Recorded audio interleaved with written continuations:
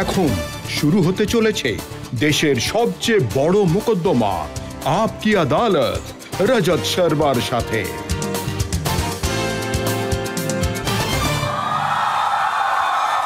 নমস্কার, thank you. আপকি আদালতে আজ আমাদের অতিথি হলেন এমন এক ব্যক্তিত্ব যিনি একজন সাধু মহাত্মা আচার্য।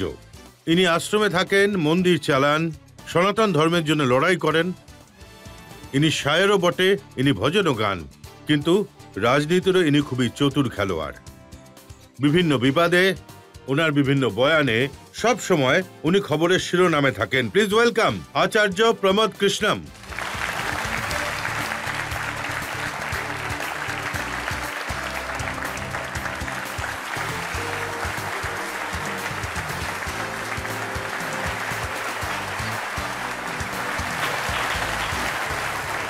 এবার আপকি আদালতে আমি আমন্ত্রণ জানাচ্ছি আমাদের আজকের জাজকে। আমাদের আজকের জাজ বিশেষ একজন, মিডিয়ার উনি এক্সপার্ট।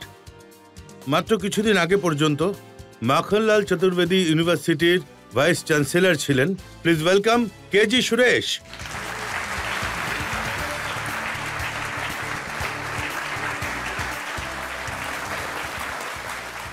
মোকদ্দমা শুরু করা হোক।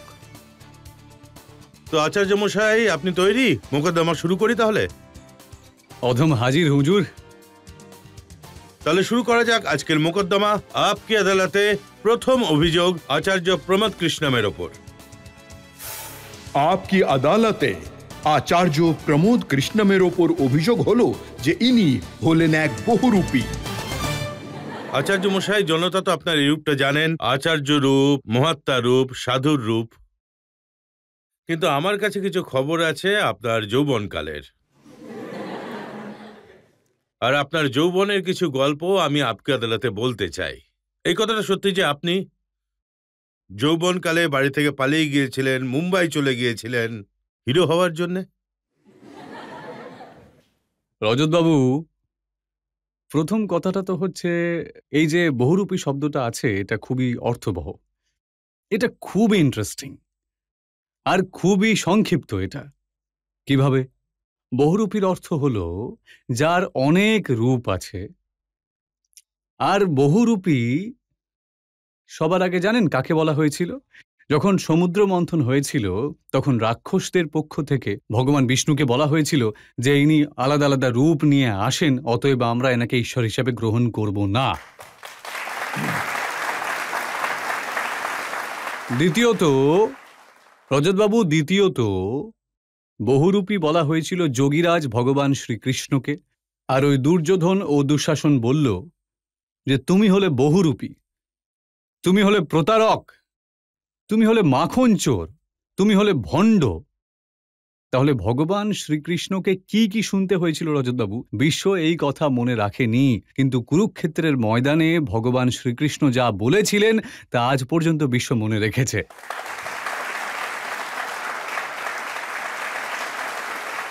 প্রশ্ন জাগে রজতবাবু। কিন্তু আমি তো দুনিয়াকে আপনার সেই ছবি দেখাতে চাই, আপনার যৌবনের কিছু ছবি আমার কাছে আছে, মানুষজন দেখুক আপনি সেই সময় কেমন দেখতে ছিলেন।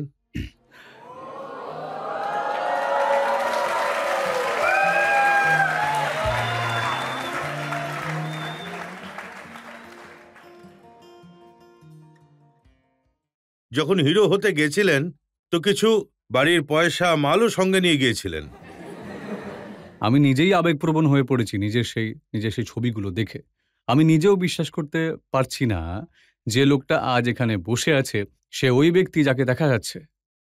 কিন্তু রজতবাবু, एक हमें आवारा कहना कोई बड़ा इल्जाम नहीं, एक हमें आवारा कहना कोई बड़ा इल्जाम नहीं, दुनिया वाले दिल वालों को और बहुत कुछ कहते हैं।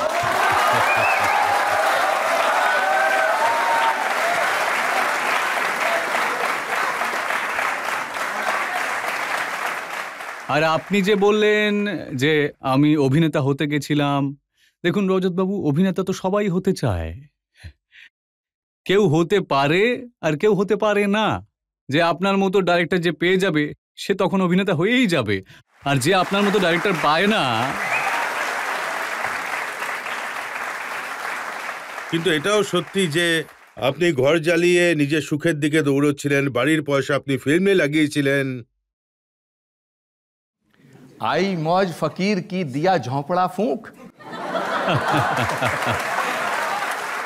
আর আর রজতবাবু, আপনার যে এই অভিযোগটা আছে, এই কথাটার প্রমাণ যে আমি আজকেই ফকির হয়ে যাইনি, ছোটবেলা থেকেই ফকির ছিলাম। আর তারপর আপনি হিরো তো হতে পারেননি, তো আপনি শায়রি শুরু করলেন, ফিল্মের গান লেখার চেষ্টা করলেন। চেষ্টা নয়, আমি লিখেছি। আমি তো লিখেছি। আর রজতবাবু, গান লেখা ও কবিতা বা শায়রি বলা এটা সেই সময়ের একটা বিশেষ জিনিস ছিল। আমার মনে হয় আপনিও কারো ভালোবাসার জন্য নিশ্চয়ই গান লিখেছেন, হ্যাঁ?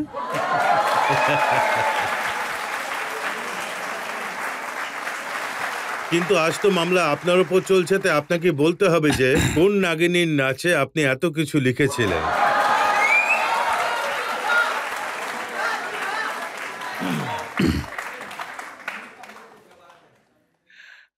রজতবাবু, এগুলো 30, 32, 40 বছরের পুরনো কথা।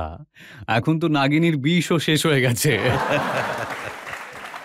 তবে আমি আপনার রিসার্চ টিমকে থ্যাংক ইউ জানাতে চাই, ওটাকে, যে ওনারা এরকম অসাধারণ রিসার্চ করেছেন।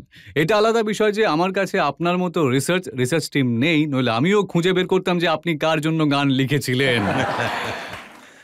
আসলে যেটা হয়েছে যে আমরা যখন মুম্বাই গিয়েছিলাম তখন কিশোর কুমার, যিনি একজন বড় গায়ক, ওনার সঙ্গে দেখা হয়েছিল। আর উনি আমার লেখা একটা গান গেয়েছিলেন। তার দুটো কলি আমি শুনিয়ে দিচ্ছি, যেখানে নাগিন শব্দটা ব্যবহার করা হয়েছিল। कि महकी हुई ये जुल्फें महफिल पे छा रही हैं, जालिम तेरी अदाएं। এটা এটা এটা হলো 40 বছরের পুরনো প্রমোদ কৃষ্ণম, এখনকার কিন্তু নয়। जालिम तेरी अदाएं दिल को लुभा रही हैं।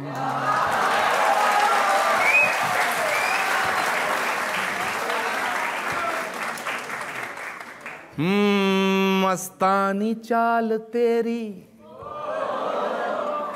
রজতবাবু, আপনি এখন যৌবনকালের আগের যে ধাপটা ছিল না, সেটা মনে করিয়ে দিলেন। कि मस्तानी। আর এটা একদম নিশ্চিত যে যখন এই শোটা টেলিকাস্ট হবে তখন আমার দিকে অনেক তীর, তরোয়াল, বন্দুক চালানো হবে। कि मस्तानी चाल तेरी जैसे लहरती नागन, आपास आके डस ले हमसे छुड़ा न दामन।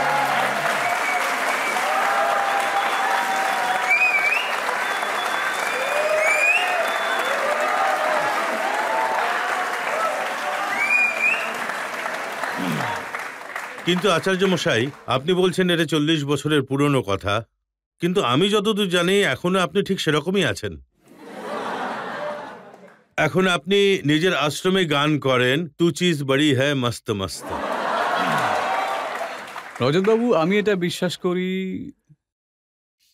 যে আশ্রম হোক, বাড়ি হোক, বা জীবনের যে কোনো অংশ হোক না কেন, সেখানে যদি গান বাজনা ও নাচ না থাকে তাহলে সেই জীবনটা অর্থহীন।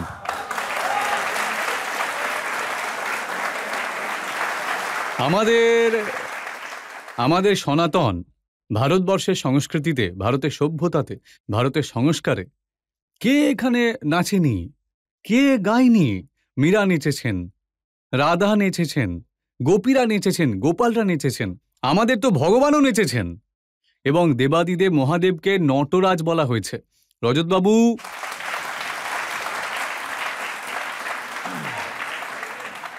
আর রজতবাবু, আপনারও মন নাচতে ইচ্ছে করে নিশ্চয়ই। কিন্তু একজন সাধু মহাত্মা গান গাইবে, তু চিজ বড়ি হ্যায় মস্ত মস্ত, তো আশ্চর্য লাগবে না? রজতবাবু, এটা তো আমাদের এই রামায়ণে বলা হয়েছে যে সবকিছু দেখার জন্য আমাদের নিজস্ব দৃষ্টিভঙ্গি আছে। আমাদের নিজস্ব দৃষ্টিভঙ্গি আছে। সবচেয়ে সম্মানিত পুরুষ ভগবান শ্রীরাম, বিশ্ব তাঁকে ভগবান মনে করে, আমরা তাঁকে ভগবান মনে করি, কিন্তু কিছু লোকেরা ওনার অস্তিত্বকে অস্বীকার করে। কি বলবেন আপনি তাদের? না, আমি আপনাকে জিজ্ঞেস করব, যখন হেমা মালিনী আপনার আশ্রমে আসেন তখন কি নজরে আপনি দেখেন?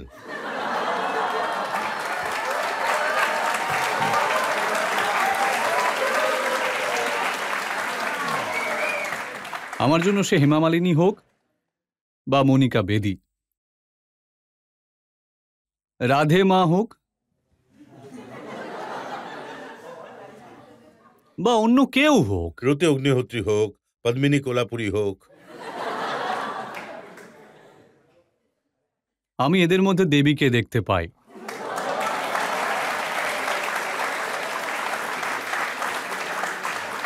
হ্যাঁ, আর আমাদের এখানে বলা হয়েছে, আমাদের সনাতন ধর্মগ্রন্থে বলা হয়েছে, যত্র নায়াস্তু পূজন্তে রমন্তে তত্র দেবতা।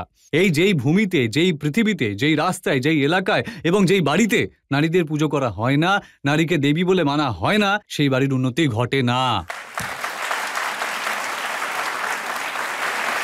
আচার্য মশাই এবং রজতবাবু আমাকে আরো 10টা সেকেন্ড দেবেন। যখন আমাদের অর্থের দরকার হয় তখন আমরা বলি, ইয়া দেবী সর্বভূতেষু লক্ষ্মী রূপণ সংস্থিতা নমস্তস্যয় নমস্তস্যয় নমস্তস্যয় নমঃ নমঃ। যখন আমরা বিদ্যা চাই, যখন আমরা জ্ঞান চাই, তখন আমরা বলি, ইয়া দেবী সর্বভূতেষু সরস্বতী রূপণ সংস্থিতা নমস্তস্যয় নমস্তস্যয় নমস্তস্যয় নমঃ নমঃ। আমরা যখন শক্তি চাই, যখন আমরা ক্ষমতা চাই, আর যখন আমরা রাজত্ব চাই, তখন আমরা বলি, ইয়া দেবী সর্বভূতেষু শক্তি রূপণ সংস্থিতা নমস্তস্যয় নমস্তস্যয় নমস্তস্যয় নমঃ নমঃ। আচার্য মশাই, সন্ত্রাসবাদী আবু সালেমের সঙ্গী মনিকা বেদিকে দেবী রূপে নমস্কার করার মতো আপনি হয়তো একজনই আছেন। মনিকা বেদি কোনো অপরাধ করেনি।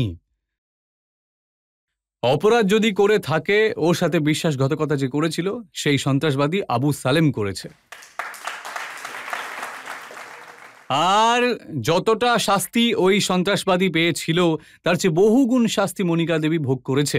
কিন্তু ভারতকে সর্বোচ্চ আদালত তাকে বেকসুর খালাস করে দিল। মনিকা বেদিকে মনিকা বেদি হওয়ার জন্য প্রিভিলেজ দিতে হবে না, কিন্তু মনিকা বেদিকে মনিকা বেদি হওয়ার জন্য শাস্তিও দেবেন না।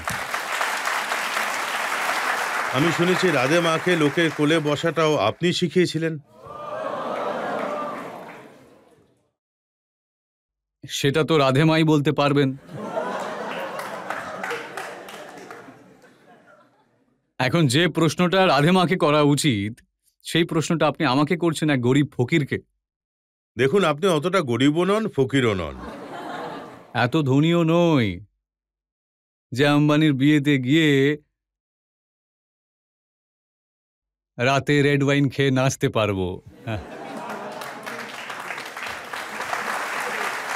আপনি আম্বানির বিয়েতে গিয়ে না নাচলেও আপনার আশ্রম কিন্তু কোনো স্টুডিওর থেকে কম নয়। সেখানে সব ফিল্ম স্টাররা যায়, সেখানেও নাচ গান হয়।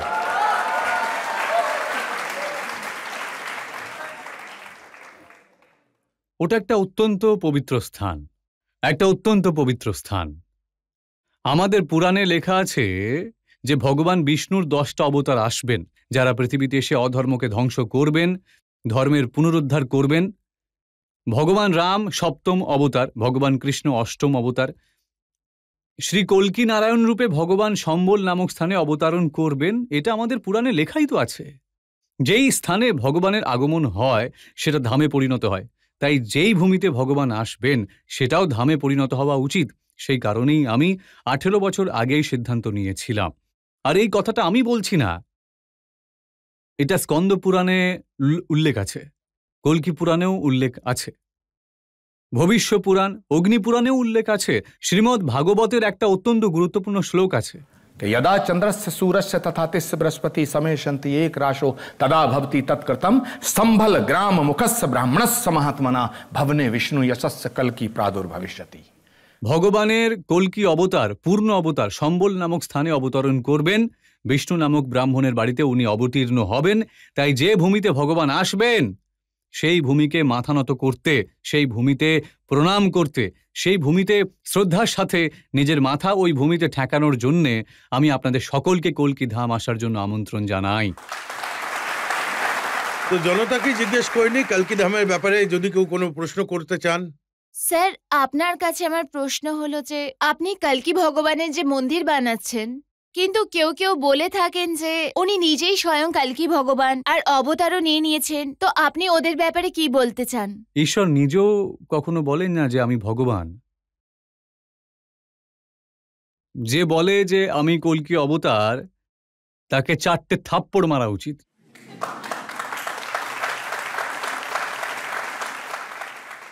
আর তাকেও রজত শর্মা বাবুর আদালতে হাজির করানো উচিত। একটা তো ফিল্মও তৈরি হয়ে গেছে কল্কি অবতারের উপর।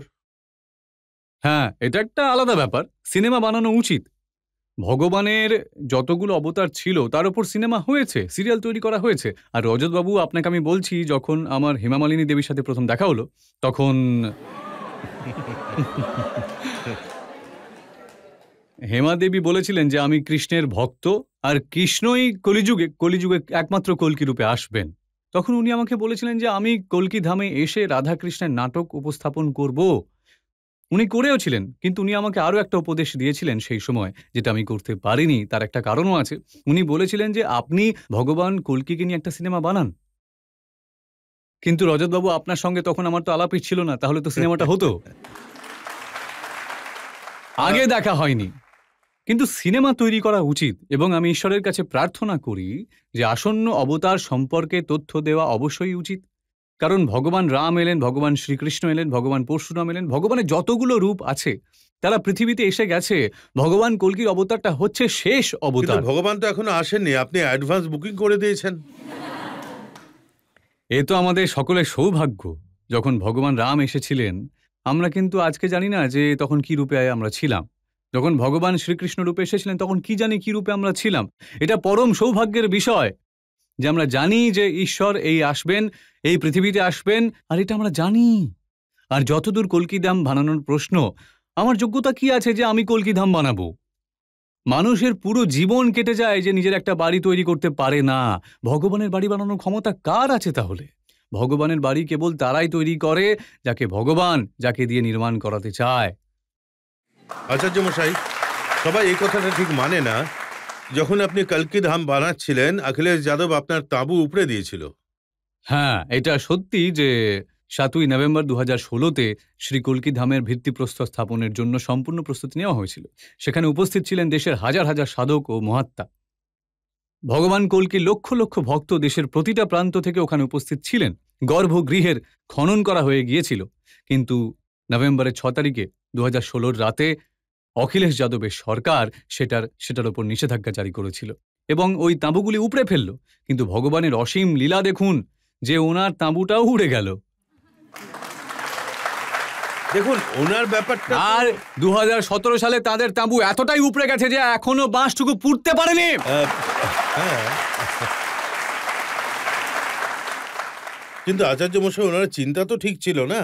সাম্বাল একটা এমন এরিয়া যেখানে খুব বড় সংখ্যায় মুসলিম পপুলেশন আছে, আর ওখানে যদি আপনি মন্দির বানান তাহলে দাঙ্গা হাঙ্গামা তো হবেই। 1947 সালের দাঙ্গাটা কে করিয়েছিল? তখন তো কল্কি ধাম ছিল না এবং কল্কি ধাম নির্মাণের কথাও ছিল না। দাঙ্গা হাঙ্গামা মন্দির মসজিদে সংগঠিত হয় না। দাঙ্গা হাঙ্গামা সেই মানুষরা করে এবং সেই মানুষেরাই তৈরি করায় যাদের ভেতরে হিংসে আছে, যারা ধর্মকে জানে না, যারা ধর্মকে ভুলভাবে সেটার ব্যাখ্যা করে থাকে। ধর্ম এমন একটা জিনিস যেটা মানুষের জীবনের শুরু থেকে শেষ পর্যন্ত ধর্ম থেকে মুখ ফিরিয়ে নিতে পারবে না তারা। কিন্তু কোন ধর্ম যেখানে প্রেম, ত্যাগ, তপস্যা, ক্ষমা, বিনয়, দয়া, করুণা, ভগবানকে কি বলা হয়েছে? মমতায় পূর্ণ। ভগবানকে কি বলা হয়েছে? দীনবন্ধু, দয়ার সাগর। তাহলে যে কিনা দয়ার সাগর, যে হলো দীনবন্ধু, যে হলো মমতায় পূর্ণ, সে কি করে ঘৃণা করা শেখাবে? সে কিভাবে দাঙ্গা সৃষ্টি করতে পারে?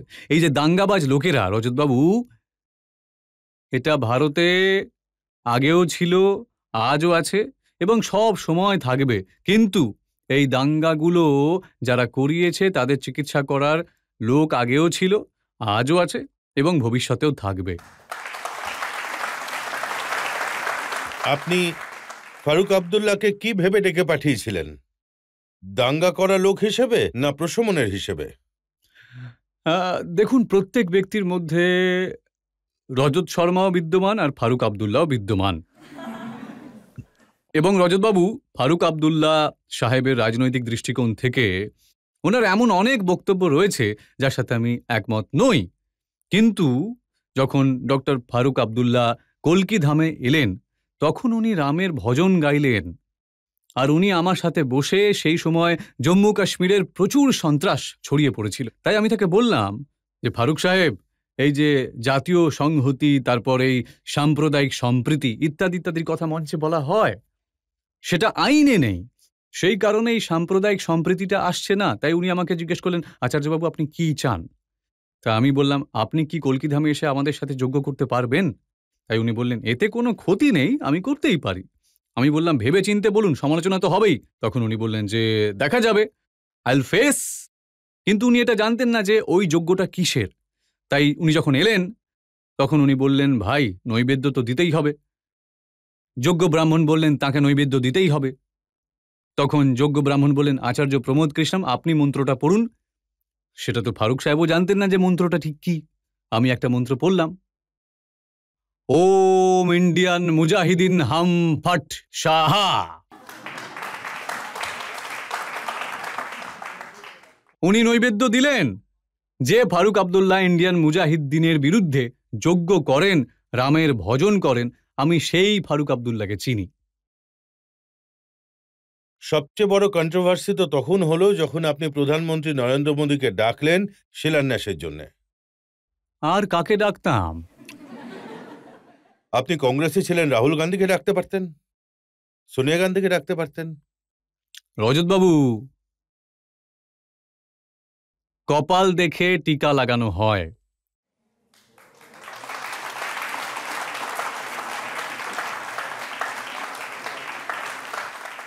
এবং রজতবাবু, এটা হলো আমাদের বিশ্বাসের ভিত্তি, এটা আমাদের বিশ্বাসের কেন্দ্রবিন্দু, এটা আমাদের বিশ্বাসের চূড়া। যে কোনো মন্দিরের ভিত্তিপ্রস্তর স্থাপন করতে হলে হাতগুলো পবিত্র থাকাটা দরকার রজতবাবু। আর রজতবাবু, এই প্রশ্নটা খুবই গুরুগম্ভীর করে ফেলেছেন আপনি, খুবই গম্ভীর প্রশ্ন। আমি মনের কথা না বলে ছাড়ব না, ক্ষমা করবেন। আচার্য প্রমোদ কৃষ্ণম যেখানেই থাকুক না কেন, কিন্তু এটা বিজেপি ও কংগ্রেসের প্রশ্ন নয়, এটা রাজনীতির প্রশ্নই নয়, এটা একটা সনাতনদের ঐতিহ্যের প্রশ্ন। শ্রী কল্কি ধামের ভিত্তি স্থাপন এমন কোন লোক দিয়ে করানো যাবে না যে বিফ খাওয়ার পক্ষে কথা বলেন।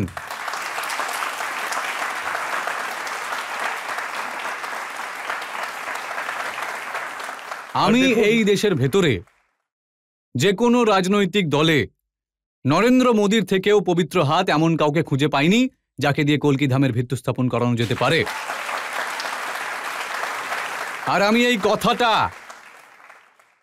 আপনি আমার ওপর একবার নয় 100 বার মোকদ্দমা চালান, আমাকে ক্রুশে ঝুলিয়ে দিন, কিন্তু আমি এই কথাটা শেষ নিঃশ্বাস পর্যন্ত বলবো যে নরেন্দ্র মোদী এমন একজন মানুষ এদেশের রাজনীতিতে, গণতন্ত্রের মধ্যে দেশ স্বাধীন হওয়ার পরে অনেক ধরনের প্রধানমন্ত্রী হয়েছেন এবং অনেকই প্রধানমন্ত্রী হয়েছেন, আমি সবাইকে সম্মান করি, সবাই নিজ নিজ উপায়ে এই দেশকে সেবা করেছে, কিন্তু নরেন্দ্র মোদীর মতো না কেউ ছিল, না কখনো হবে।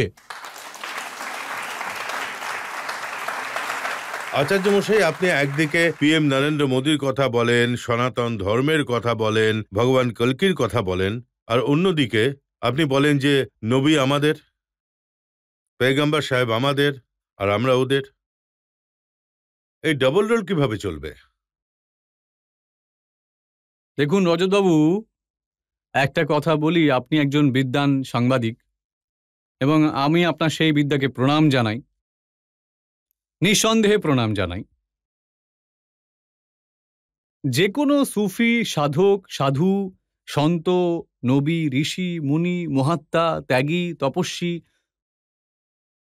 অবতার কোনো এক সম্প্রদায়ের জন্য তো আসে না, কোনো এক জাতির জন্য তো আসে না, কোনো এক রাজ্যের জন্য আসে না, কোনো এক শ্রেণীর জন্যও আসে না। আমায় ক্ষমা করবেন, তাকে তো দেশের সীমানার কাঁটাতারও আটকানো যায় না। যে কোনো সুফি, সাধক, মহাত্মা, ঋষি, মুনি যারা যারা এসেছেন পৃথিবীতে, পয়গম্বর, রসুল, যিশু যারা যারা এসেছেন, ঈশ্বরের যে কটা অবতার এসেছেন, তারা সমগ্র পৃথিবীতে, সমগ্র বিশ্ব ব্রহ্মাণ্ডের জন্য এসেছেন। তাই তাদের ওপর কোনো একজন ব্যক্তির অধিকার নেই। উনি যতটা আপনার, ঠিক ততটাই আমাদেরও। তাই আমি সবসময় এটা বলি যে রাম যতটা হিন্দুদের, ঠিক ততটাই মুসলমানদেরও।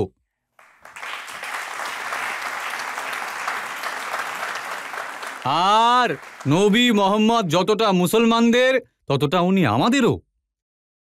সেই জন্যেই তো।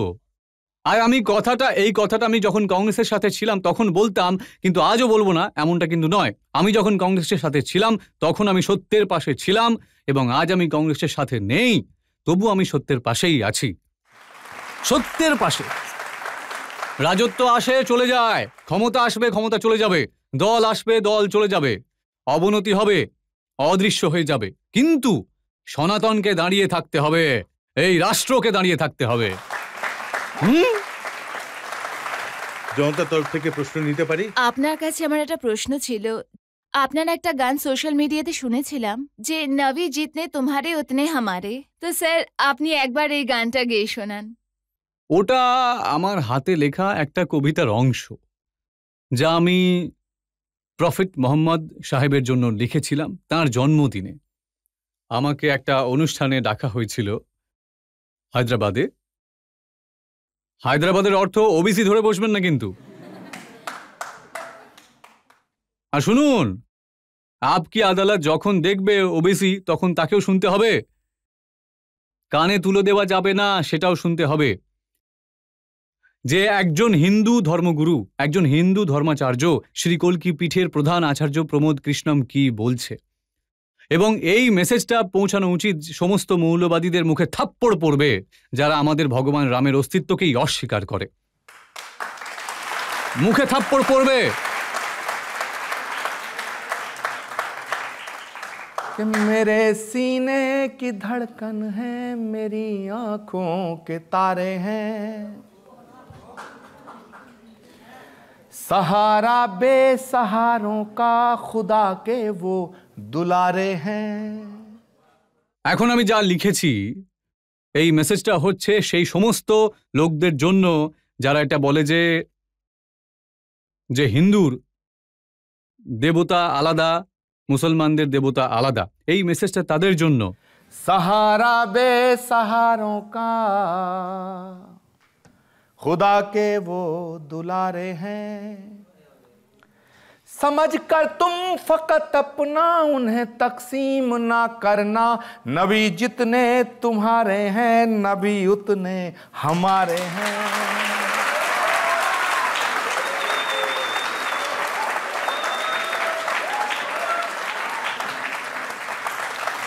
আর রজতবাবু, এখানে যত লোক বসে আছে আমি ধরে নিচ্ছি সবাই ভারতীয়, কিন্তু 90%-রও বেশি সনাতনের ধর্মের অনুসারী এরা।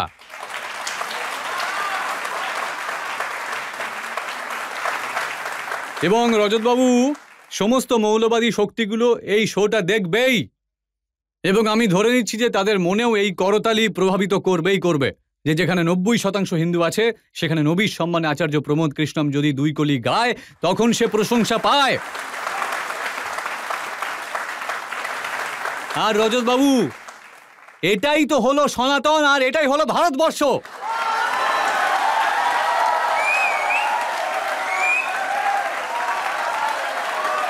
भारत माता की, भारत माता की, भारत माता की।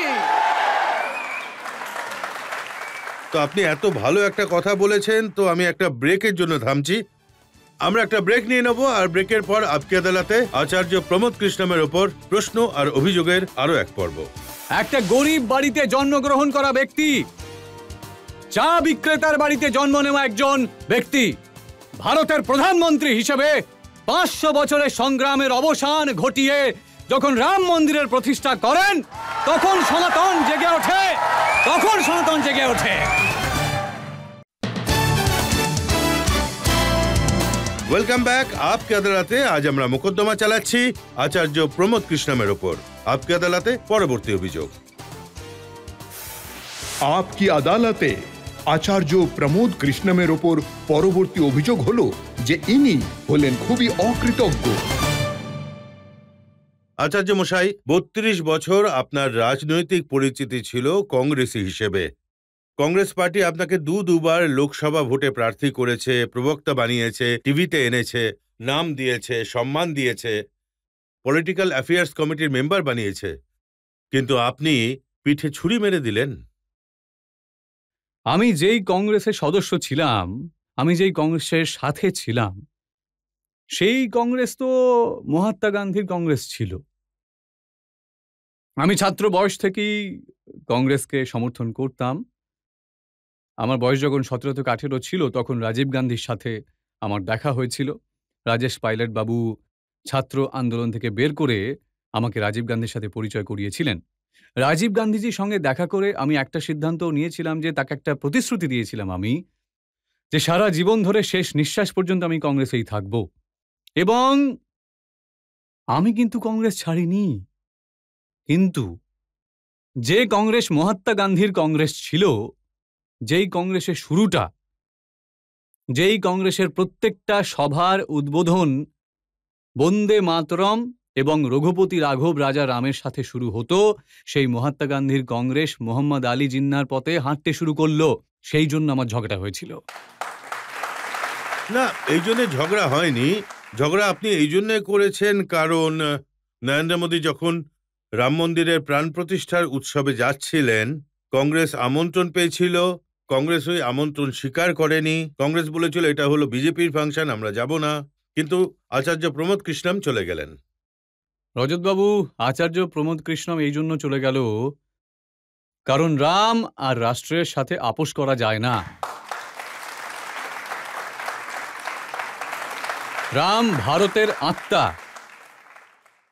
500 বছরের সংগ্রামের পর, 500 বছরের হাজার হাজার ত্যাগের পর, কত বলিদানের পর, অনেক লড়াই আর সংগ্রামের পর, কত কত ত্যাগ তপস্যার ফলে এই শুভ মুহূর্তটা এসে যায় যে ভগবান রামের জন্মস্থানে মন্দির তৈরিটা সম্পূর্ণ হলো এবং তার প্রাণ প্রতিষ্ঠা অনুষ্ঠানের তারিখ ঠিক করা হলো। সেটার বিরোধিতা করাটা, সেটাকে অস্বীকার করাটা,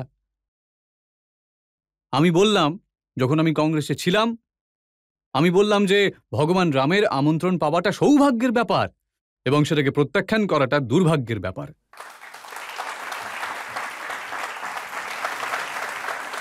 আমি এই কথা বলেছিলাম। আমি নিমন্ত্রণ পেয়েছি, আমি যাবই, আপনিও চলুন।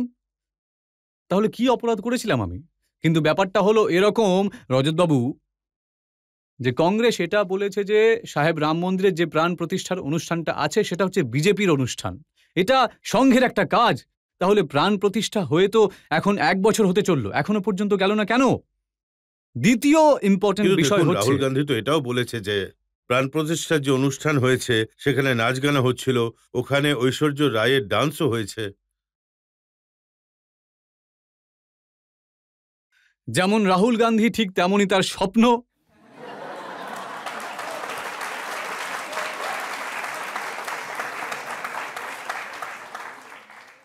সত্যি কথাটা তো এটাই যে প্রাণ প্রতিষ্ঠার অনুষ্ঠানের প্রত্যেকটা ফুটেজ, প্রত্যেকটা ক্লিপ যা ছিল সারা বিশ্ব দেখেছে, সেখানে ঐশ্বরিয়া রায় তো ছিল না। কিন্তু রাহুল গান্ধীর স্বপ্নে কোথা থেকে এলেন উনি? রাহুল গান্ধী বাবু এটা বলেছেন যে ওখানে নাচ গান হচ্ছে। আরে ঠিক কথা, ওটা তো কোনো শোকের উপলক্ষ ছিল না, ভগবান রামের।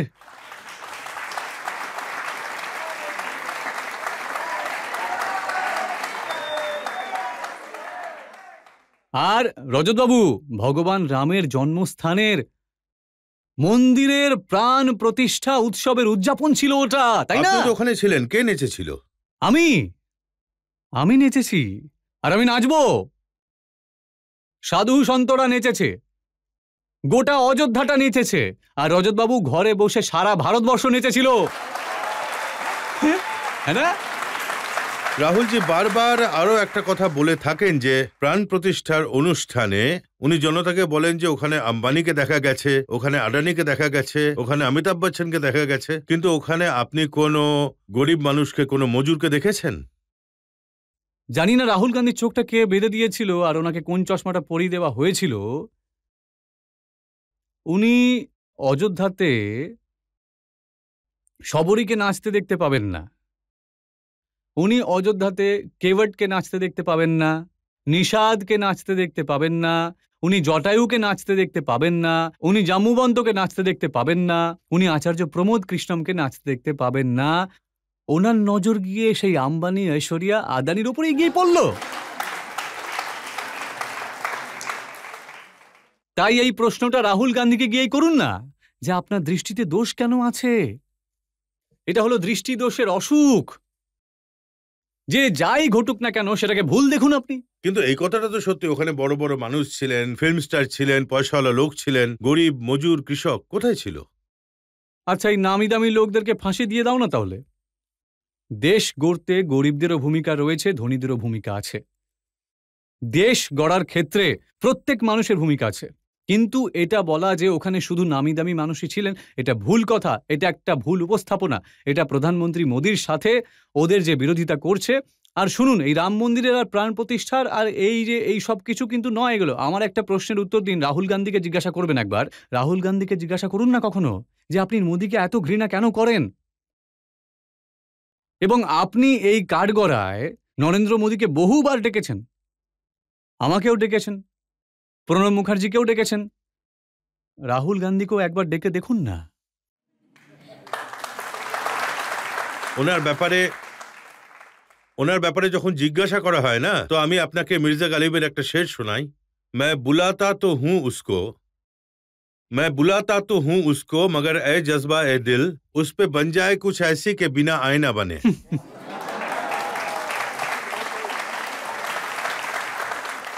সত্যি কথা এটাই রজতবাবু, এটাই গণতন্ত্রেরও দুর্ভাগ্য আর এই বিরোধীদেরও দুর্ভাগ্য। এই দেশের যে কজন প্রধানমন্ত্রী হয়েছে তাদের সিদ্ধান্তের সমালোচনা হয়েছে আর হওয়াটাই স্বাভাবিক, সমীক্ষা করা হয়েছে, কিন্তু কোনো প্রধানমন্ত্রীকে ঘৃণা করার অবকাশ তো নেই। এই যে বর্তমান বিরোধী দলটা আছে, বিশেষ করে আমি তো এটা বলছি যে এই এত বড় কংগ্রেসকে ধ্বংস করতে 15 বছর লেগেছে রাহুল গান্ধীর।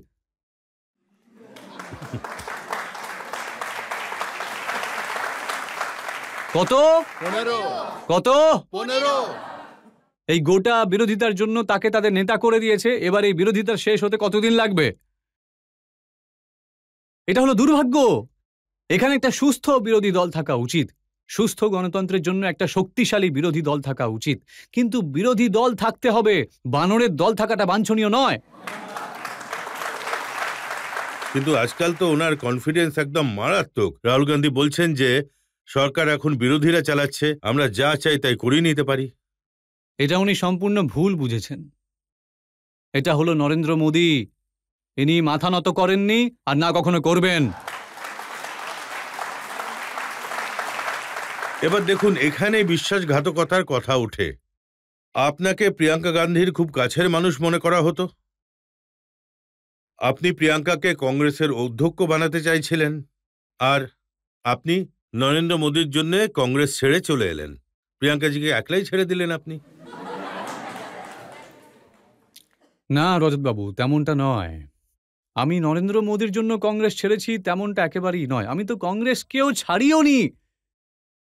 আমি তো যখন রাম মন্দিরের প্রাণ প্রতিষ্ঠায় গিয়েছিলাম, তারপরে শ্রী কল্কি ধামের শিলান্যাসের তারিখ নিশ্চিত করা হলো, তারপরে আমি মাননীয় প্রধানমন্ত্রী নরেন্দ্র মোদীজির সাথে দেখা করি, এবং যখন ওই ছবিগুলো বের হয় তখন আমি জানতে পারি যে কংগ্রেস একটা আমার জন্য প্রেমপত্র লিখে পাঠিয়েছে। যদিও আমি এখনো সেই বহিষ্কারের চিঠিটা হাতে পাইনি, কিন্তু আমি জানতে পারলাম যে আমাকে দল থেকে বহিষ্কার করা হয়েছে। রজতবাবু, সনাতন বেঁচে থাকাটা দরকার, ভারতের নিরাপদ থাকাটা দরকার। একটা বহিষ্কার নয়, 1000 বহিষ্কার গ্রহণ করব আমি, কিন্তু সনাতন নিয়ে আপোষ করা যাবে না। আমি কংগ্রেসের লোকেদের জিজ্ঞেস করেছিলাম প্রমোদ কৃষ্ণমকে 6 বছরের জন্য কেন পার্টি থেকে বহিষ্কার করা হলো। ওরা বলল যে এ ভাই বোনের মধ্যে ঝগড়া লাগাচ্ছিল, এ রাহুল প্রিয়াঙ্কার লড়াই লাগিয়ে দিচ্ছিল। মানে আমি ঝগড়া লাগাই সবসময়? হ্যাঁ। আচ্ছা, এটা বলুন রজতবাবু, 1931 থেকে 2022 পর্যন্ত কংগ্রেস 64 বার ভেঙে গেছে। 64 বার। পণ্ডিত নেহরুর সামনেও ভেঙেছিল, ইন্দিরা গান্ধীর সামনেও ভেঙেছিল। কংগ্রেসের আশা ভরসা চন্দ্রশেখরজির আমলেও ভেঙে গেছিল। কংগ্রেসের পরে যখন নরসিমা রাও এসেছিল, তিওয়ারি বাবু, কংগ্রেস তিওয়ারিরও হয়েছিলেন। শরদ পাওয়ার, পিএ সাংমা আর তারিক আনোয়ার যখন পার্টিকে ছেড়ে চলে গিয়েছিলেন, তারা বিদেশি বংশোদ্ভূতের বিষয়টি উঠিয়েছিলেন যে সোনিয়া গান্ধী ভারতের প্রধানমন্ত্রী হতে পারবেন না, কারণ উনি বিদেশি বংশোদ্ভূত। আমাকে বলুন, আমার জন্ম হয়েছে 1965 সালে। এর আগে কংগ্রেস 42 বার ভেঙে গিয়েছিল। সেটা কারা ভেঙেছিল তাহলে? কিন্তু দেখুন, আপনি 2024-এ 42 বার বলেছেন যে রাহুল গান্ধীর সেই ক্ষমতা নেই, প্রিয়াঙ্কারই পার্টির অধ্যক্ষ হওয়া উচিত। আপনি বলেছিলেন প্রিয়াঙ্কার রায়বরেলি থেকে দাঁড়ানো উচিত, আপনি বলেছিলেন প্রিয়াঙ্কার প্রধানমন্ত্রী হওয়া উচিত। তো ঝগড়া লাগাচ্ছিলেন না আপনি? দেখুন, আমি আমি আমি আমি অবশ্যই বলতাম, আর আজও সেটাই বলছি, কিন্তু সেটা হওয়াটা কঠিন ব্যাপার। যতদিন কংগ্রেসের কমান্ড রাহুল গান্ধীর হাতে থাকবে, ততদিন প্রিয়াঙ্কা গান্ধী কিচ্ছু করতে পারবে না। আর রজতবাবু, অন্য কথাটাও শুনুন একটু। যতদিন প্রিয়াঙ্কা গান্ধীর হাতে কমান্ড আসবে না, এই কংগ্রেসেরও কিছু হবে না। তো কে আটকাচ্ছে?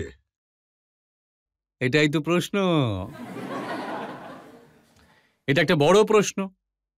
এর চক্করে তো ওই যে সিন্ধিয়া গেল, জিতিন প্রসাদ গেল, আরপিএন সিং গেল, অশোক তানোয়ার গেল, অশোক চৌহান গেল, গৌরব বল্লভ গেল, রাধিকা খেড়া গেল।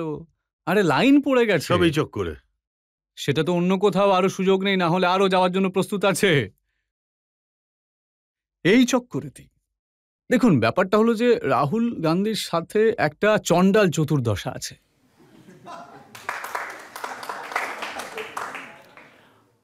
এই কংগ্রেস সেই কংগ্রেস নয় যা সুভাষচন্দ্র বসু, মহাত্মা গান্ধী, সর্দার পটেল, পণ্ডিত জওহরলাল নেহেরু, ইন্দিরা গান্ধীর কংগ্রেস ছিল। এই কংগ্রেসকে নেতারা তো আর চালাচ্ছেন না। এই কংগ্রেসকে তো রাহুল গান্ধীর আশেপাশে থাকা কিছু চেলা চামুন্ডা চালাচ্ছে। আচার্য মশাই, আমরা যেসব ছবি দেখি, যেমন রাহুল গান্ধী যখন ভারত জোড়ো যাত্রা বার করলেন, ওখানে প্রিয়াঙ্কা গান্ধীও গিয়েছিলেন, আর দুজনে কি সুন্দর একে অপরকে আলিঙ্গন করছিলেন। কাশ্মীরে দেখলাম দুজনে বরফের গোলা বানিয়ে একে অপরকে ছুঁড়ে মারছিল। এত স্নেহ, এত ভালোবাসার, আপনি বলছেন যে ও ওকে এগিয়ে যাওয়া থেকে থামাচ্ছে? দেখুন, এটা ব্যাপারটা তো নিশ্চিত যে প্রিয়াঙ্কা গান্ধী দেবী খুব ভালো একজন বোন, এবং উনি তার ভাইকে খুব ভালোবাসেন। প্রতিটা বোন তার ভাইকে ভালোবাসে। যতদূর আলিঙ্গন করার ব্যাপার উঠছে, সেক্ষেত্রে আলিঙ্গন করার জন্য তো শিবাজির সাথে উনিও গেছিলেন আলিঙ্গন করতে। তো এটা একটা বড় প্রশ্ন। জুলিয়াস সিজার নামে একটা নাটক আছে। রজতবাবু, সিজারকে যখন পিছন থেকে ছুরিকাঘাত করা হয়েছিল, তখন উনি পেছনে ঘুরে ব্রুটাসকে দেখতে পান। উনি ব্রুটাসকে সবচেয়ে বেশি বিশ্বাস করতেন। যখন তাকে পিঠে ছুরিকাঘাত করা হয়েছিল, তখন উনি পিছন ফিরে বললেন যে ইউ টু ব্রুটি। তাই কংগ্রেস জুলিয়াস সিজারের নাটকে একটা ব্রুটাস ছিল। কংগ্রেসে অনেক ব্রুটাস আছে, কিন্তু ব্রুটাসকে তখন চেনা যায় যখন ছুরিটা ঢুকে যায়। আপনি যখন ছুরি মারলেন, তখন আপনি কি দেখতে পেলেন পেছন দিকে? দুঃখের বিষয় হলো, আমি ছুরিকাঘাত করিনি, আমি তো শহীদ হয়েছি। আচার্য মশাই, আপনার বন্ধু রাজা সাহেব, যাকে আপনি বলেন দিগ্বিজয় সিং, উনি তো আপনার উপর খুব ভরসা করতেন। উনি তো নিশ্চয়ই দুঃখ পেয়েছেন যখন আপনি এরকম বয়ান দিলেন, কংগ্রেস থেকে আপনাকে বের করে দেওয়া হলো। আমি এটা বুঝতে পারছি না যে আমি বলেছিটা কি, আমার কি অপরাধ ছিল। আরে, আমারও দিগ্বিজয় সিং এর কথা মনে পড়ে, সচিন পাইলটের কথা মনে পড়ে। আমি এটা বলেছিলাম যে কংগ্রেসের সভাপতিত্ব, কংগ্রেসের অধ্যক্ষ রাহুল গান্ধী যদি হতে না চান, তাহলে প্রিয়াঙ্কা গান্ধীর হাতেই কংগ্রেসের নেতৃত্ব দিলে তুলে দিন। আর যদি প্রিয়াঙ্কা গান্ধীও হতে না চান, তাহলে দিগ্বিজয় সিংকে বানিয়ে দিন না। আর যদি নতুন যুবক চান, তাহলে সচিন পাইলটকে বানিয়ে দিন না। দিগ্বিজয় সিংকে রাহুল গান্ধী বলেছিলেন যে আপনি মনোনয়ন দিতে পারবেন, কিন্তু সত্য কথাটা ছিল যে দিগ্বিজয় সিং বাবু যখন মনোনয়ন করতে এসেছিলেন, তখন রাহুল গান্ধীর চণ্ডাল চতুর্দশা ছিল। এদের তো এমন একজন অধ্যক্ষ দরকার ছিল যিনি একটা রাবার স্ট্যাম্প হবে, যেখানে না বলবে সেখানে একটা স্ট্যাম্প লাগিয়ে দেবে।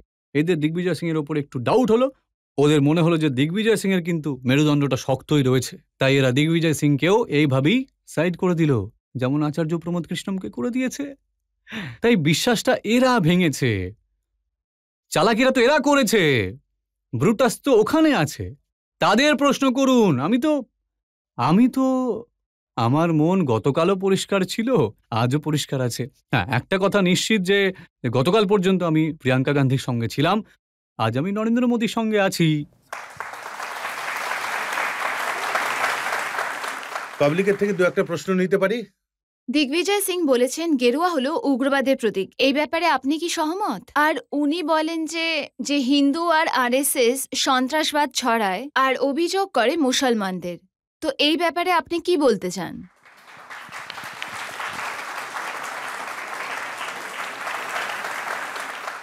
গেরুয়া হলো আমাদের বীরত্বের রং, গেরুয়া হলো আমাদের সংস্কৃতির রং, গেরুয়া হলো আমাদের সভ্যতার রং, গেরুয়া হলো আমাদের সনাতনদের রং।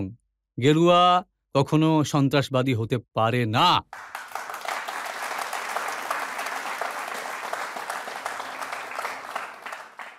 দিগ্বিজয় সিং এর বিষয়ে যদি আমি বলি, তার নিজস্ব মতামত আছে, কিন্তু আমার নিজস্ব মতামত ছিল, আমার নিজস্ব মতামত আছে, আমার নিজস্ব মতামত থাকবে। আর সেই দৃষ্টিভঙ্গি হলো যে সনাতন এবং ভারতকে আলাদা করা যাবে না। রজতবাবু, সবচেয়ে সম্মানিত পুরুষ ভগবান শ্রীরাম যেই সময় লঙ্কাধিপতি অহংকারে মত্ত হয়ে মহারাজ সম্রাট দশাসন এর নাভির ভিতরে অগ্নি বাণ নিক্ষেপ করেন আর সেই অহংকারী লঙ্কাকে ধ্বংস করে দেয়, তখন সনাতন জাগ্রত হয়।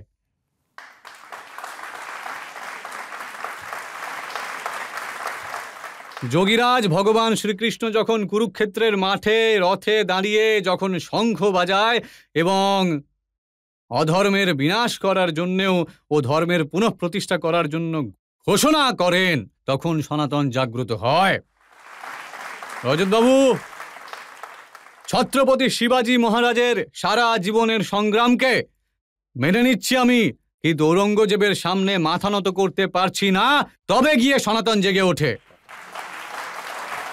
এবং রজতবাবু, মহারানা প্রতাপ ঘাসের রুটি খাওয়াটা স্বীকার করে নিয়েছে, ঘাসের রুটি খাওয়াটা স্বীকার করেছে, কিন্তু আকবরের সাজদা স্বীকার করবে না, তখন গিয়ে সনাতন জাগ্রত হয়।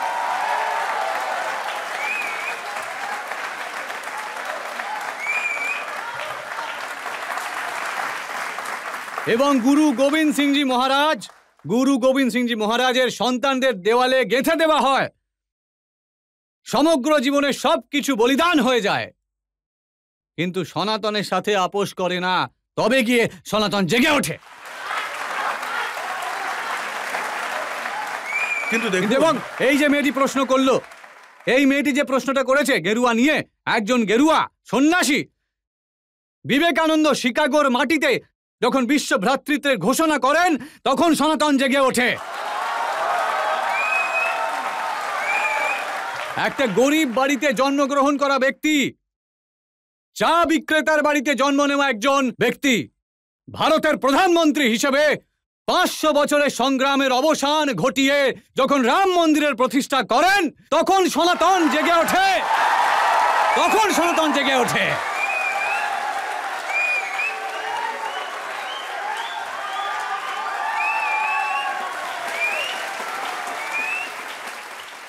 আচার্য মশাই, ওনার প্রশ্নের তাৎপর্য এই ছিল, দিগ্বিজয় সিং যখন এরকম কথা বলেন যে হেমন্ত করকরেকে আজমল কাসাব মারেনি, কোনো হিন্দু মেরেছে, তখন কি জাগ্রত হয়?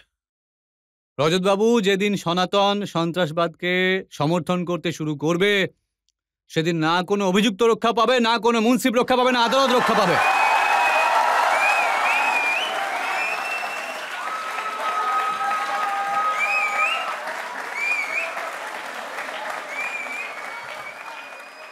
এই প্রশ্ন করাটাই তো ভুল, এই বক্তব্যটাই ভুল। আমি এর সাথে একমত নই। এখানে যে যা খুশি বলুক, কিন্তু আমি যেটা বলছি সেটা সমগ্র দেশের কণ্ঠস্বর, সমগ্র দেশের কণ্ঠস্বর। আর যেদিন এটা টেলিকাস্ট হবে সেদিন সমগ্র ভারত জেগে উঠবে, এবং যখন ভারত জেগে উঠে বন্দে মাতরম বলে চিৎকার করে, ভারত মাতার বুক আনন্দে ফুলে ফেঁপে প্রসারিত হয়ে যায়। হ্যাঁ, আরো একটা ব্রেকের জন্য থামবো, আর ব্রেকের পর আপকে আদালতে অভিযোগ আর প্রশ্নের ঝড় বয়ে যাবে। কোন রাজনৈতিক দলের পরাজয়কে সনাতনের পরাজয় বলাটা এটা সবচেয়ে বড় পাপ এবং সবচেয়ে বড় ভুল। ভারতীয় জনতা পার্টির প্রার্থী হেরেছে, হিন্দুত্ব কিন্তু কোনোদিন হারেনি।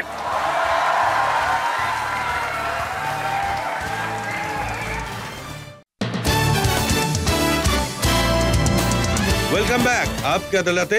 আজ আমাদের অতিথি হলেন আচার্য প্রমোদ কৃষ্ণম। আপকে আদালতে পরবর্তী অভিযোগ। आपकी আদালতে আচার্য প্রমোদ কৃষ্ণমের ওপর অভিযোগ হলো যে ইনি অভদ্র ভাষার প্রয়োগ করেন।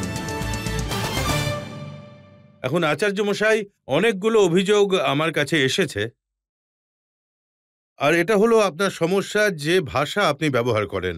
আপনি যেমন শব্দ চয়ন করেন, যেমন ধরুন সংসদে সিঙ্গল স্থাপন হলো, আপনি বললেন যে দেবতারা পুষ্প বর্ষণ করছে, আর তারপর আপনি বললেন যে গাধার দল চেঁচাচ্ছে। এটা কি কোনো সন্ন্যাসীর ভাষা হলো? আমি লিখেছিলাম ধর্মীয় শাস্তি প্রতিষ্ঠিত হয়েছে, দেবতারা ফুল বর্ষণ করতে লাগলেন এবং গাধাগুলো চিৎকার করতে শুরু করে।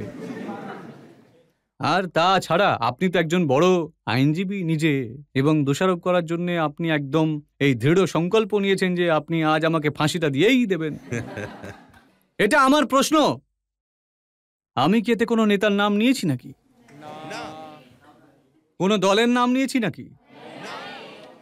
কোনো লোকের নাম নিয়েছি নাকি? রজতবাবু, কোনো মানুষকে গাধা বলা যায় না, কিন্তু কোনো গাধাকেও মানুষ বলা যাবে না।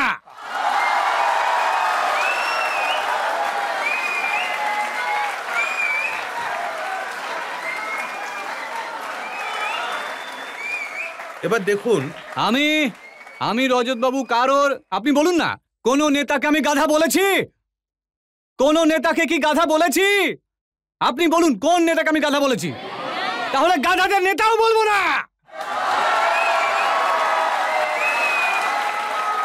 আপনি যেখানে নাম নিয়ে বলেছেন তার উদাহরণ আমি আপনাকে দিচ্ছি।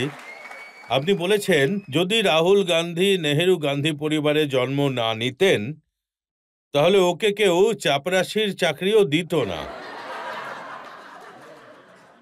এরকম ভাষা কি সত্যি শোভনীয়?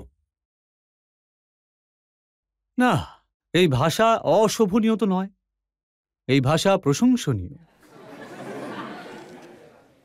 আপনি আমাকে বলুন, কোন ধর্ম কি শেখায় সত্যি না বলতে?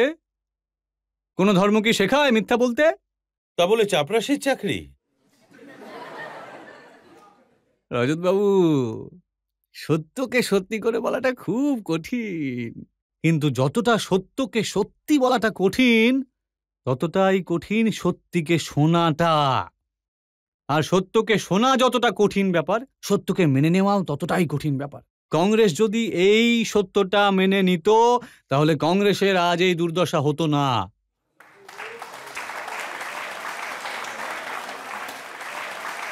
আমি জানি না এই ভাষাটা কতটা শোভনীয়। আপনি বলেন যে রাহুল গান্ধী কিছুই জানে না, ও পার্সি মাস্টার। কখন আপনি বলেন যে ওর ব্রেনে লিকেজ আছে। আচ্ছা, আপনি বলুন, রাহুল গান্ধী যে এটা জানেই না যে গুড়ের গাছ কেমন দেখতে হয়, সে কৃষকদের কথা বলছে। গুড়ের গাছ, গুড়ের গাছ, এদিকে গুড়ের গাছ জানে না কিরকম হয়, কৃষকদের কথা বলে চলে সে। কখনো জমি জমা দেখেনি, কখনো উনি গ্রাম দেখেননি। ইন্টারনেটে অবশ্য দেখেছেন হয়তো, মেরা গাঁও মেরা দেশ। আমার কথাটা বোঝার চেষ্টা করুন। আপনি তো জেদ করে বসেই আছেন যে আমাকে অপরাধী সাব্যস্ত করবেন। আমি রাহুল গান্ধীজির বিরুদ্ধে নেই। আমি যদি রাহুল গান্ধীর প্রতিপক্ষ একদমই নই, আমি যদি রাহুল গান্ধীর প্রতিপক্ষ হতাম তাহলে ওনাকে আমি এই পরামর্শটা কেন দিতাম যে ভাই রামের আমন্ত্রণ প্রত্যাখ্যান করো না, রামের আমন্ত্রণ পাওয়াটাই সৌভাগ্যের ব্যাপার, যে রামের আমন্ত্রণ প্রত্যাখ্যান করবে সে তো কুল কিনারা পাবে না। এটা তো যদি আমি দেখুন, না, যদি আমি আপনি আগে ওনাকে নিয়ে এসব কথা বলতেন না। বছর 3 আগে আপনি বলেছিলেন রাহুল গান্ধী সেই পরিবারের মানুষ যারা দেশের জন্য বলিদান দিয়েছে। রাহুল গান্ধী খুব ভালো মানুষ, রাহুল গান্ধী সত্যিই দেশভক্ত। আমি তো আজও বলছি যে রাহুল গান্ধীর পরিবার বলিদান দিয়েছে, অবশ্যই দিয়েছে, কিন্তু পরিবার যে বলিদান দিয়েছে তার লাভের গুড় আর কতদিন? This is the most important question in front of us. এটাই সবচেয়ে গুরুত্বপূর্ণ প্রশ্ন। আমি আপনাকে বলছি বড় প্রশ্নটা কি। বড় প্রশ্ন হলো এটা যে আপনি বলেন যে রাহুল গান্ধী রাম বিরোধী, সনাতন বিরোধী, আর কি অভিযোগ করেছেন, বলেছেন রাহুল গান্ধী যদি সত্তায় আসে তাহলে রাম মন্দির ভেঙে গুঁড়িয়ে দেবে। হ্যাঁ, অবশ্যই। আমাদের শাস্ত্রে বলা আপনি- আছে যে প্রত্যক্ষম কিম প্রমাণম, যা সামনে দেখা যায় তার প্রমাণের দরকার পড়ে না। শিকারী বেড়ালের গোপ দেখলেই চেনা যায়। রামের অস্তিত্ব নেই, রাম আসলে কাল্পনিক, এটা কে বলেছে? রাম কি কাল্পনিক? রাম কাল্পনিক, বাবুর বাস্তবে আছে। কংগ্রেসের অধ্যক্ষ মল্লিকা অর্জুন খার্গে উনি নিজের পাবলিক মিটিংয়ে সারা বিশ্বের সামনে বলেছেন, রজতবাবু যদি নরেন্দ্র মোদী এইবার প্রধানমন্ত্রী নির্বাচিত হন তাহলে সনাতনের শাসন শুরু হয়ে যাবে। তার যে সুপুত্র সে বলেছে সনাতন ইজ আ ডার্টি ওয়ার্ড। একটা পার্টি আছে ডিএমকে, কংগ্রেস পার্টি এবং রাহুল গান্ধীর সবচেয়ে প্রিয় পার্টি।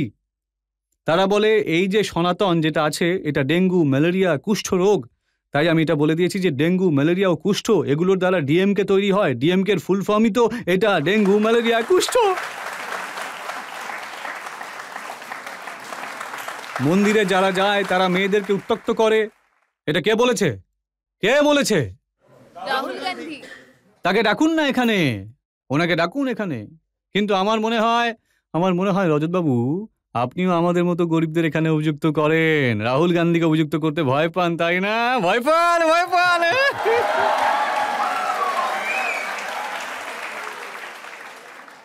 আমি গত 40 বছর ধরে সাংবাদিকতা করছি, ভয় পাওয়ার তো কোনো সুযোগ আমার আসেনি। আমি কাউকেই ভয় পাই না। আর আপনি বলছেন বলে আমি জনতাকেও বলে দিই, রাহুল গান্ধীকে আমি অনেকবার ইনভিটেশন পাঠিয়েছি। পার্সোনালি আমি ওনাকে বলেছি, চিঠি লিখেও পাঠিয়েছি, মেলও করেছি।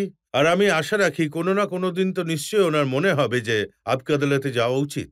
আমি নিশ্চিত করে বলছি উনি কোনোদিন অনুভব করবেন না, কোনোদিন অনুভব করবেন না। যদি আসেন তো খুব ভালো কথা। তাহলে যখন উনি আসবেন তখন অবশ্যই আমার তরফ থেকে ওনাকে এই প্রশ্নটা করবেন যে যারা মন্দিরে যায় তারা কি মেয়েদের উত্ত্যক্ত করে? রাম কি কাল্পনিক? জিজ্ঞাসা করবেন। কিন্তু নবরাত্রির দিনে আপনি এই যে কেরালাতে গরু জবাই করা হয়েছে, এই যে নবরাত্রির সময় মটন বানানোর ছবি ভাইরাল করেন, এটা কি সনাতন? খার্গে বাবুর ছেলে বলেছে সনাতন নোংরা শব্দ। রাহুল গান্ধী কি জিজ্ঞাসা করেছিলেন ওনাকে যে তুমি এটা কি বলছো? রাম মন্দিরের এই প্রাণ প্রতিষ্ঠা, সেটা ঠিক আছে মেনে নিলাম আপনি বলেছেন বিজেপির, ওটা বিজেপির কর্মসূচি, যদিও সেটা ছিল না। আর যদি বিজেপি হয়ে ওরা বলছে যে বিজেপিরও কি লাভ হলো? অযোধ্যাতে যেখানে রাম মন্দির হলো, প্রাণ প্রতিষ্ঠা হলো, গোটা বিশ্বে আলোড়ন তৈরি হয়ে গেল, আর ওই লোকসভা সিটটা বিজেপি হেরে গেল। আরে স্যার, বিজেপি হেরেছে, সনাতন হেরে যায়নি।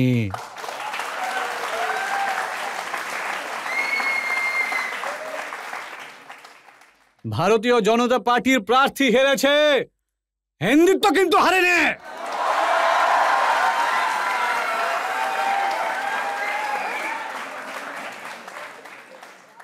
কোন রাজনৈতিক দলের পরাজয়কে সনাতনের পরাজয় বলাটা এটা সবচেয়ে বড় পাপ আর সবচেয়ে বড় ভুল। আমি এটার বিরোধিতা করছি।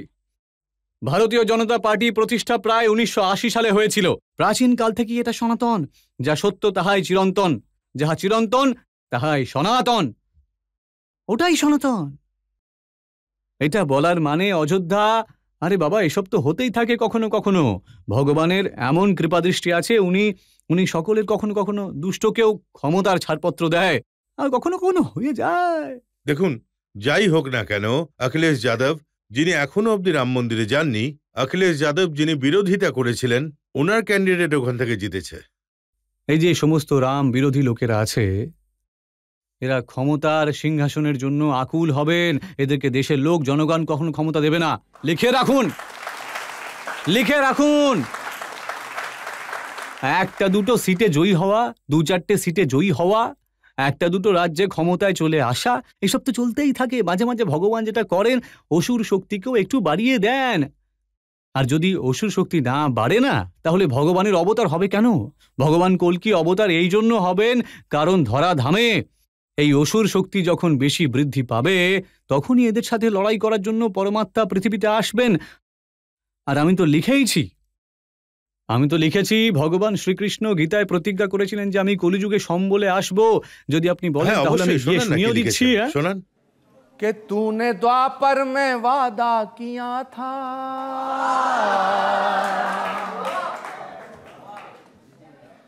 तूने द्वापर में वादा किया था कि कलयुग में संभल में आऊंगा, जब बढ़ने लगेगा अंधेरा आके धरती पे उसको मिटाऊंगा।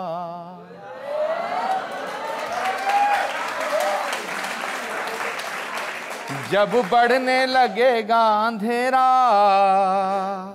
आके धरती पे उसको मिटाऊंगा।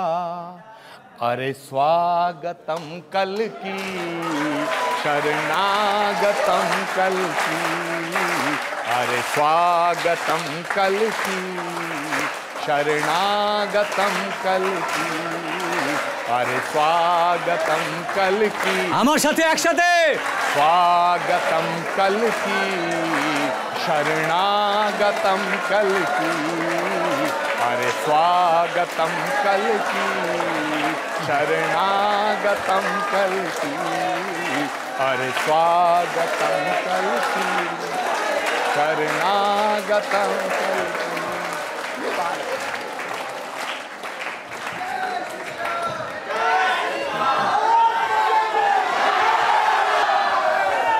আরো একটা ব্রেক নিয়ে নেব, আর ব্রেকের পর আপকে আদালতে প্রশ্ন আর অভিযোগের আরো এক পর্ব। এই ভারত কৃতদাস এই জন্য ছিল না যে বাবর খুব সাহসী ছিলেন, তৈমুর ল্যাং খুব সাহসী ছিলেন, চেঙ্গিস খান খুব সাহসী ছিলেন, মেহমুদ গজনী খুব সাহসী ছিলেন। এই ভারত এই জন্য কৃতদাস ছিল, এই ভারতে জয়চাঁদ উপস্থিত ছিলেন।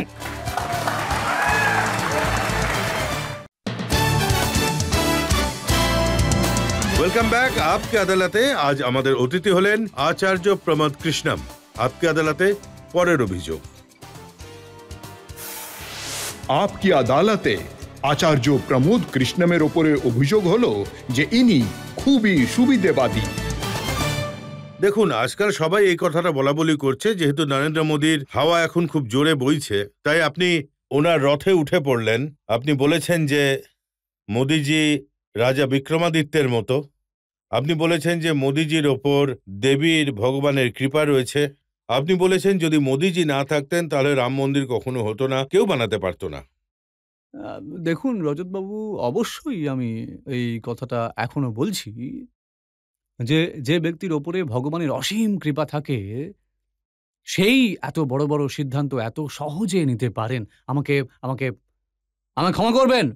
যদি দেশের প্রধানমন্ত্রী নরেন্দ্র মোদী না হতেন না, তাহলে ৩৭০ উঠতো না, না রাম মন্দিরের নির্মাণ হতো, না ৩ তালাক উঠে যেত, আর রজতবাবু না শ্রী কল্কি ধামের শিলান্যাস হতো। তাই জন্য এই দেশের যেসব প্রধানমন্ত্রী ছিলেন তারা সবাই নিজের নিজের পদ্ধতিতে এই দেশের সেবা করেছেন। কিন্তু যেভাবে সম্রাট অশোক, সম্রাট চন্দ্রগুপ্ত, সম্রাট বিক্রমাদিত্য, অনেকে সম্রাট ছিলেন, কিন্তু সম্রাট বিক্রমাদিত্যের তুলনা করা যায় না, তাই না? একইভাবে ভারতের প্রধানমন্ত্রী হিসেবে নরেন্দ্র মোদীর তুলনা করা যায় না। দেখুন আচার্য মশাই, আজ তো আপনি খুব ভালো ভালো কথা বলছেন, কিন্তু 2015-তে আপনি বলেছিলেন যে নরেন্দ্র মোদী যবে থেকে প্রধানমন্ত্রী হয়েছেন তখন থেকে এই দেশে আতঙ্কের ছায়া তৈরি হয়েছে। যত মানুষ ইন্ডিয়ান মুজাহিদিনকে ভয় পায় তত লোকই নরেন্দ্র মোদীকেও ভয় পায়। হ্যাঁ, রাজার আতঙ্ক তো থাকাই উচিত অপরাধীদের ওপর। খারাপ মানুষের তো ভয় পাওয়া উচিত রাজার থেকে। আর যে কথাটা 2015 সালের হচ্ছে, তো আমাদের এখানে তো একটা প্রবাদ আছে, যার নুন খাই তাহারই আমরা গুণ গাই। তখন ওদিকে ছিলাম, তখন এভাবেই কথা বলতাম। আপনারাই বলুন না। 2018-এ আপনি বলেছিলেন যে হ্যাঁ? যদি হাফিজ হ্যাঁ? সাইদও বিজেপি জয়েন করে হ্যাঁ। তাহলে এরা ওকেও দেশভক্তের তকমা দিয়ে দেবে। না, যদি হাফিজ সঈদ বিজেপিতে যোগ দেন আর ভারত মাতা কি জয় বলেন, বন্দে মাতরম বলেন, তাহলে তো আমাদের সনাতন শেখায় ক্ষমা বীরস্য ভূষণম, আমরা তাকে ক্ষমা করে দেব। হ্যাঁ, করে দেব। কিন্তু কিন্তু আপনি ওদেরকে দিয়ে বলান তো আগে। হাফিজ সঈদ তো অনেক দূরের কথা। হাফিজ সঈদের তো অনেকে আত্মীয় আছে এখানে কংগ্রেসের মধ্যে। এদেরকেই বলুন না যে এরা যেন ভারত মাতার জয় বলে। হাফিজ সাইদের আত্মীয়টা কে? তাহলে তো আবার আইনি বাধা আসবে তখন। না, এটা আপকে আদালত, জনতার সামনে রয়েছে, কোনো আইন নেই। বাড়ির প্রধানই হচ্ছে আত্মীয়। এবার আপনাদের বলি, সদ্যই একটা হিজবুল্লাহর যে নেতা ছিল নাসরুল্লাহ, সে তো মারা গেছে। সমস্ত বিপক্ষ শোক পালন করছে, মনে হচ্ছে এদেরই কোনো আত্মীয়। এখন প্রশ্ন উঠছে, আরে এদেরকে তো ছাড়ুন, আপনি রাহুল গান্ধীকে একবার বলুন যে জয় শ্রীরামের স্লোগান দিতে। আপনি যে শাস্তি দেবেন আমি সেটা মাথা পেতে নিতে প্রস্তুত। বলুন না, আপনি বলুন ওবিসিকে যে ভারত মাতা কি জয়ের স্লোগান দিতে যে শাস্তি দেবেন আমি সেটা মাথা পেতে নেব। আর মাফ করবেন, ইনি কোনো ইসলামিক স্কলার কিন্তু নন, মাফ করবেন, I am sorry to say. ইসলাম বলে না, ইসলাম তো বলে যে মায়ের পায়ের কাছে জন্নত আছে। যে ইসলাম বলে যে মায়ের কাছে জন্নত আছে, সে মাতৃভূমির অপমান কিভাবে হতে দেয়? হ্যাঁ হ্যাঁ হ্যাঁ, ভারত মাতার জয়ের স্লোগান তুলবো না, কারণ ইসলাম বিপদে পড়ে যাবে, এটা ওবিসি সাহেব বলেছেন তো। কিন্তু সংসদের ভিতরে প্যালেস্টাইনে জয় বলতে পারেন, তখন ইসলাম বিপদে পড়ে না। এরা হচ্ছে দুমুখ মানুষ। তাই জন্য রজতবাবু আমি বলছি যে হিন্দুস্তান, ভারত, এই ভারতের ভূমি 1000 বছর ধরে কৃতদাস ছিল। 1000 বছর ধরে এই ভারতে মুঘলরা আর ব্রিটিশরা শাসন করেছিল। এই ভারত কৃতদাস এই জন্য ছিল না যে বাবর খুব সাহসী ছিল, তৈমুরলাং খুব সাহসী ছিল, চেঙ্গিস খান খুব সাহসী ছিলেন, মেহমুদ গজনী খুব সাহসী ছিলেন। এই ভারত এই জন্য কৃতদাস ছিল, এই ভারতে জয়চাঁদ উপস্থিত ছিলেন।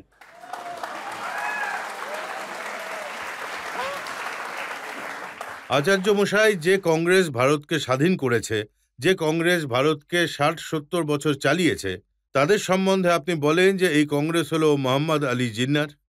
আমি চিৎকার করে করে বলছি ওই কংগ্রেসটা আলাদা ছিল, এই কংগ্রেসটা সম্পূর্ণ আলাদা। আমি কবে বলেছি যে মহাত্মা গান্ধীর কংগ্রেস মোহাম্মদ আলী জিন্নার? আমি বলেছি যে এটা কংগ্রেস যেটা মোহাম্মদ আলী জিন্নার পথে হাঁটা শুরু করেছে। এরা সন্ত্রাসবাদীদের সমর্থনে কথা বলবে। ভারত তেরে টুকরে হোঙ্গে, ইনশাল্লাহ ভারত তেরে টুকরে হোঙ্গে, এটা স্লোগান যারা দেয় তাকে আপনার নেতা করবেন। যারা ভারতকে ভাগ করতে চায় তাদের বিরোধিতা আমি করেছি আর করবই করব। আরে ভাই, 2-3 বছর আগে অবধিও তো আপনি অন্যের বিরোধিতা করতেন। যোগী আদিত্যনাথ সম্বন্ধে আপনি বলেছেন গোরখপুর থেকে পাগল মাফিয়া মহাত্মা বলে যে এই দেশটা শুধু হিন্দু। দেখুন স্যার, রজতবাবু, আপনি খামোখা শুধু অন্যের কথাগুলো আমার মুখে বসাবেন না। এগুলো আমার বলা কিছু বক্তব্য, আর আমি কখনো আমার বক্তব্য থেকে সরে আসিনি। কিন্তু আমি এটা বিশ্বাস করি যে এই ভারতের সাথে আছে সে আমার বন্ধু, যারা এই ভারতের বিরুদ্ধে আছে তারা আমার শত্রু, ব্যাস। এতে কোনো সন্দেহের অবকাশ নেই, আর আমি না এটা পরিবর্তন করতে চাই। জনতা থেকে 2-1টা প্রশ্ন নিতে পারি? আপনার অনেক সভা সমাবেশে এই স্লোগান ওঠে যে নারায়ে তকবীর, আল্লাহু আকবার, কিন্তু আরও অনেক জায়গায় এটাও বলা হয় যে মানে সর তন সে জুদা। তাই এই বিষয়ে আপনার কি বক্তব্য? দেখো, প্রথমত তো আমার কোনো সভায় মাথা ধর থেকে আলাদা করা স্লোগান উঠতেই পারে না, না সেটা হয়েছে। যদি তোমার কাছে কোনো না, ক্লিপ উনি থাকে তাহলে বলছেন দেখাও। যে আপনার সভায় নারায়ে তাকবীর আল্লাহু আকবারের স্লোগান দেওয়া হয়, কিন্তু অনেক সভায় উনি শুনেছেন যে যেখানে সর তন সে জুদার স্লোগান দেওয়া হয়। দেখুন, আমি এটা বিশ্বাস করি যে হাতে AK-47 নিয়ে নিরপরাধীদের রক্ত ঝরানোর নাম ইসলাম নয়। যারা মাথা ধর থেকে আলাদা করার কথা বলে, আমি এটাকে সমর্থন করি না।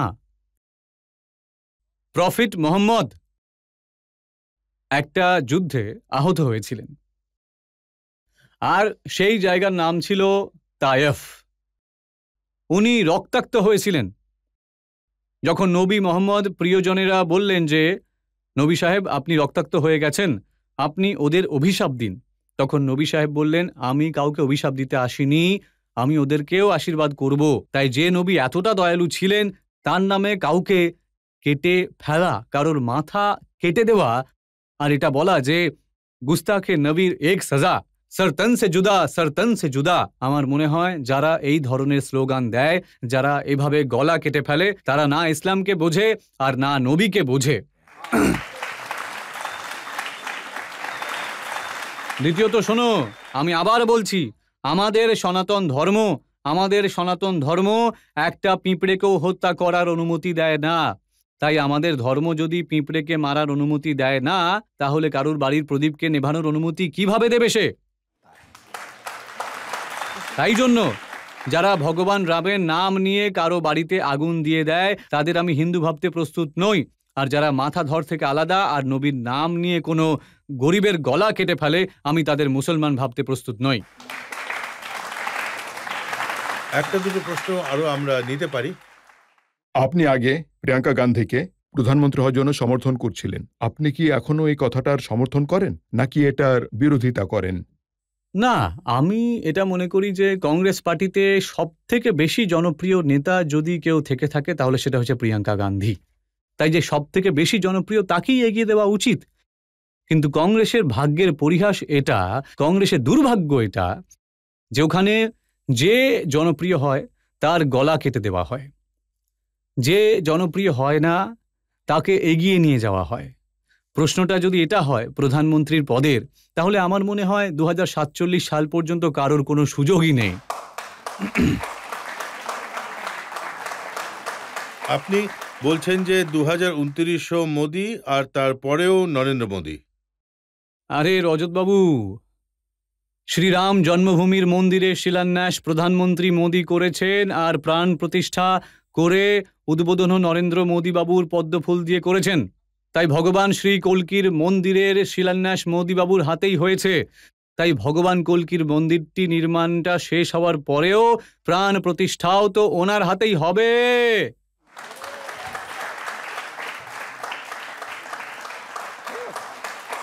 রাহুল গান্ধী বাবু এত জাতি জনগণনা নিয়ে কথা বলেন, আর যখন ওনার জাতি সম্পর্কে জিজ্ঞেস করা হয় তখন রেগে যান। তাহলে আপনার মতে ওনার জাতি কি?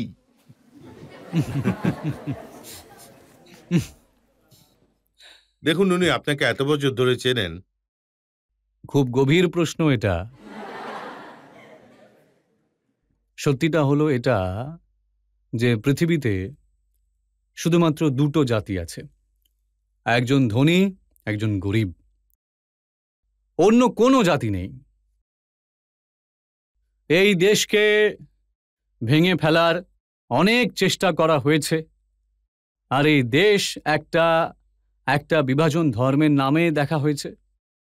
1947 সালে দেশভাগের যে বিভীষিকা ভারতের বুকে আঘাত আনা হয়েছিল, সেটা এখনো সারেনি। কিন্তু ধর্মের নামে ভারতের একটা বিভাজন হয়েছিল, কিন্তু এই দেশকে টুকরো করার যে শক্তিগুলো আছে, তারা একটানা এই দেশকে ভাঙতে চায়। কেউ জাতপাতের নামে, কেউ ভাষার নামে, কেউ অঞ্চলের নামে, কেউ অগ্রসরের নামে, কেউ পশ্চাৎপদতার নামে। কিন্তু আমি একটা কথা বলতে চাই, যতদিন 140 কোটি মানুষের হৃদয়ে ভারত মাতার রক্ত বইতে থাকবে, ততদিন এই দেশ সুরক্ষিত থাকবে। এই দেশকে কেউ ভাঙতে পারবে না। এখানে আমরা আরো একটা ব্রেক নিয়ে নেব, আর ব্রেকের পর শুনবো আজকে আদালতে আজকের জাজ কেজি সুরেশের ফয়সালা আজকের মোকদ্দমার।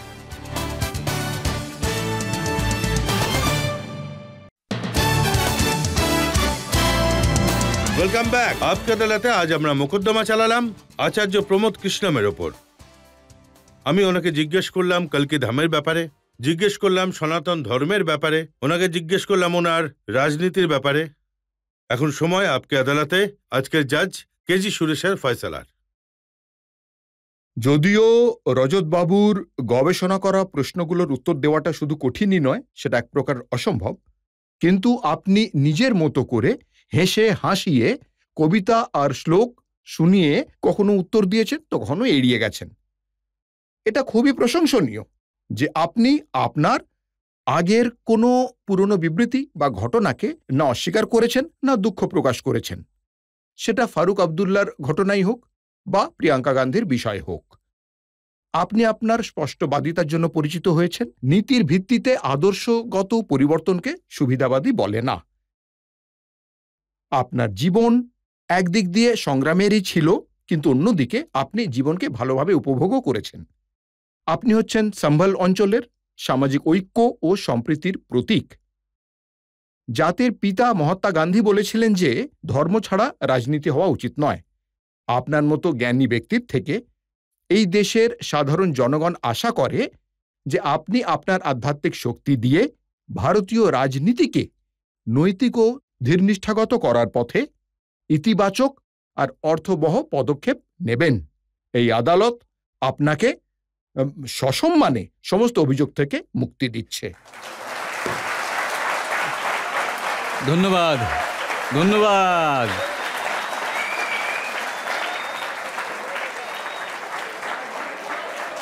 ধন্যবাদ, ধন্যবাদ, ধন্যবাদ। নমস্কার।